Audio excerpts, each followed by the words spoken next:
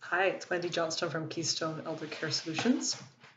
A frequent question I've been getting is to explain exactly what I do during a caregiver consultation. So we have a service that is a one-time consult with family caregivers, typically.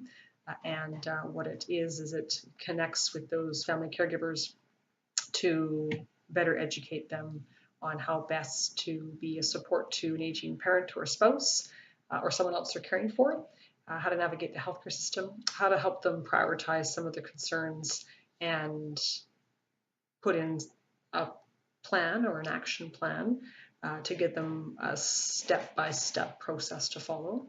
And those are typically 75 minutes. And what happens ahead of time is we usually have a quick phone call, free consult for 15 or 20 minutes just to get a sense of what it is that you might need or what your concerns are.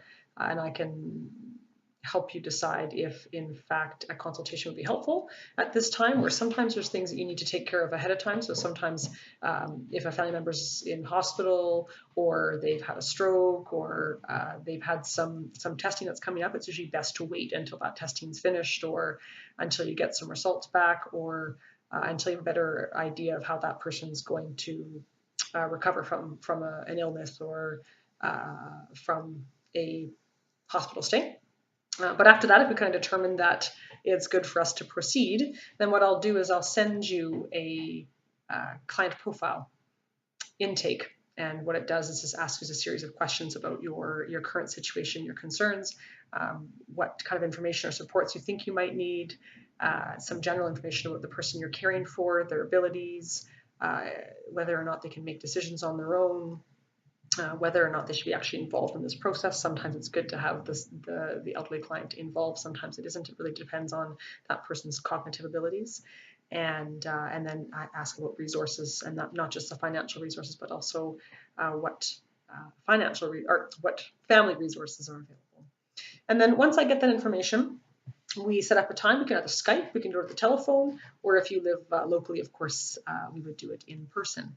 And what we do is we talk about what you've written down. I usually gather a little more information. We talk about what some of the hopes and goals are in terms of what would be the best possible outcome. We take a look at all the different factors, the different resources, and we identify what the priorities are and what the possible steps are. And so at the end of the consult, typically the family caregiver has a really good idea of next steps. I follow up with an email that outlines those steps as well as any resources that might be helpful for the family to have to provide some extra support. And then at which point the family can take that plan and they can implement it going forward. Sometimes families continue to use us, especially if they're a long distance caregiver and they have a family member here and they're not able to be on the ground, then often we'll take on some of those parts. And as a private case manager, that's of course one of our strengths, is that we can do medical advocacy, we can do care coordination, we can liaise with physicians and the healthcare, the health authority.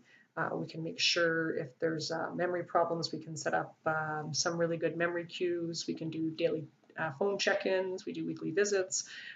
We can do a whole gamut of case management activities for families with some monthly packages. But the caregiver consult is a one-time consult. It's something that I often say that family caregivers really benefit from because it either validates what they're doing, it gives them a different perspective. Sometimes people, when we only know what we only know, and we don't know what we don't know. And so usually at the end of the consult, they have a really good idea of what the healthcare system can do for them, how to access it, whether or not it's applicable to their situation. And if it is, great, get them started in that direction, how to present information to a physician, how to present the information to the case manager, all the little tips and tricks of the trade to ensure that their concerns and messages are being translated in a way that is helpful, but also that they can be the best advocate for a spouse or an aging parent. And themselves, because being a healthy caregiver is really, really important. So that's a bit about our caregiver consultations. What I will say is that if you're not sure if it's a good fit, what I would just suggest is give me a call. I'm happy to spend 15 to 20 minutes on the phone with you, letting you know if A, if our services are being appropriate, but B, if not, then to point you in the right direction, or perhaps where you might need to start first before looking at a greater plan. So thank you very much for watching, and if you have any comments or questions, I'm always happy to respond to them, and feel free to leave a comment. Okay.